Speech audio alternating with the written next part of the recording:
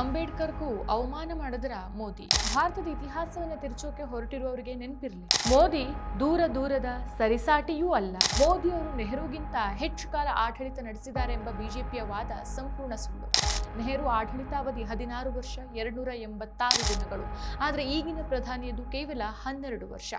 ನೆಹರು 1952 ನಂತರವೇ ಪ್ರಧಾನಿಯಾದರು ಅನ್ನುವಂಥ ಬಿಜೆಪಿ 1947ರಿಂದಾನೇ ಉಪಪ್ರಧಾನಿಯಾಗಿದ್ದ ಪಟೇಲ್, ಕಾನೂನು ಮಂತ್ರಿಯಾಗಿದ್ದ ಅಂಬೇಡ್ಕರ್ ಮತ್ತು ತಮ್ಮದೇ ನಾಯಕ ಶ್ಯಾಮ್ ಪ್ರಸಾದ್ ಮುಖರ್ಜಿಯವರಿದ್ದಂಥ ಸಚಿವ ಸಂಪುಟವನ್ನೇ ನಿರಾಕರಿಸಿ ಅವರೆಲ್ಲರಿಗೂ ಸಹ ಅವಮಾನ ಮಾಡ್ತಾ ಇದೆ.